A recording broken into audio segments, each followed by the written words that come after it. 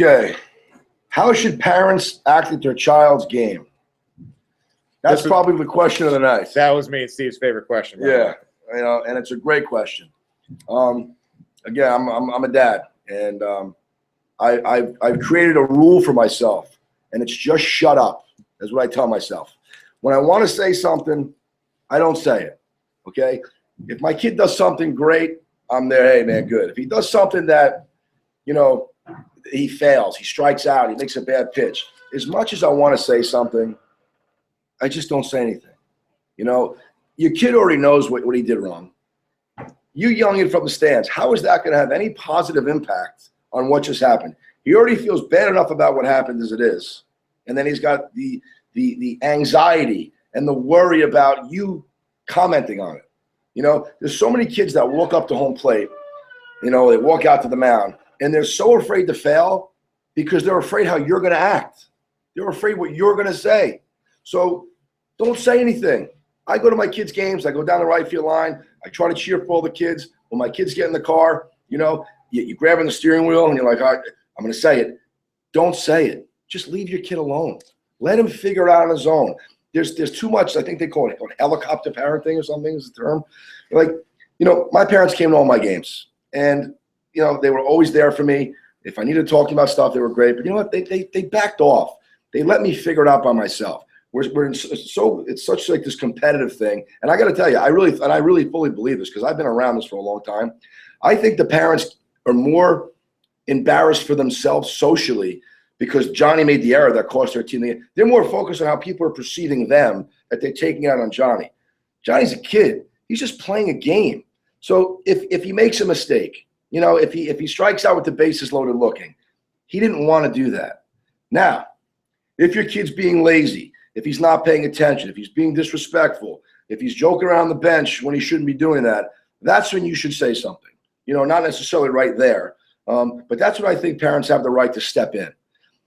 Other than that, when it comes to their sports, let the coaches handle it. Step away from it. If you're a coach, I'm a coach. I help out my kids' teams. I don't officially ever coach my kids' teams, but somehow I always find myself getting involved when guys ask me. If I have something to say to my kids, I tell one of the other coaches to go tell it to them. If I really want to say something to them, go tell them to do this. Why do I want to get myself involved? Why do I want to have a situation where I'm causing a problem between me and my son? Then I go home and then mom's mad at me because I'm mad at the kid. He's mad. It's a disaster. Be your kid's fan, okay? If you want to help them out in the backyard, you want to throw them balls and give them advice, that's one thing. But when you go to the game, behave yourself. We had a situation this past fall that was probably one of the most embarrassing things that I've ever seen. A woman screaming, cursing, saying really bad stuff that the cops had to show up. This was a 9U baseball game. My kids were on the team. My kids didn't want to go back. They were scared by what happened. The kid's mother, he was standing at home plate waiting to hit while this was all going on. And I said to myself, what is wrong with people? Why do people have to get so caught up in all this stuff? It is awesome that you go to your kids' game. I go to my kids' 10-year-old football games and you're fired up. It's awesome. It's a great thing to experience. Lay off your kid. Let other people tell him what he needs to work on. Let his coaches do their jobs. Okay. And maybe they're not full-time coaches. Maybe they're guys that are volunteering. And if it wasn't for guys like that, there wouldn't be baseball leagues. So back off, be your kid's fan, and take my advice. Take my Steve advice.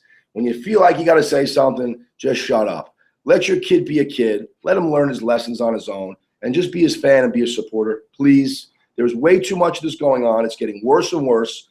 And who's suffering? The kids are. Your own kids are suffering for it. So let's stop the nonsense. Go to the game. And if you can't handle it, if you can't control yourself, don't go to the game. Find out what happened when he gets home. But please, just do the right thing by your kid. And to echo that, the other thing that makes it tough, and I could tell you, and I'm sure Steve could tell you as a coach as well, is coaching your son from the stands or coaching him from the fence is not only tough on the coach, but it's extremely tough on them. There's a difference between coaching and providing triggers. Okay, so if I'm working with my son on keeping his palm up on his swing that week, or when we were in BP that day, and when he gets up to the plate and I just say palm up, And that just creates a mental trigger for him to remember what we're working on. That's different from than me saying, come on, throw strikes. That's the best one. Yeah. Throw strikes. Oh, you mean I'm not supposed to bounce it off the plate or hit the top of the backstop? I thought I was supposed to. Of course, I'm trying to throw strikes here. You don't need to throwing strikes or we talked about we have our pitching healthy program here, and we have a video talking about just breathing. And when I hear mom or dad say breathe, what does that mean?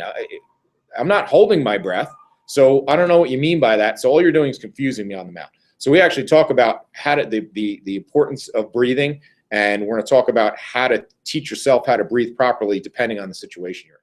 So.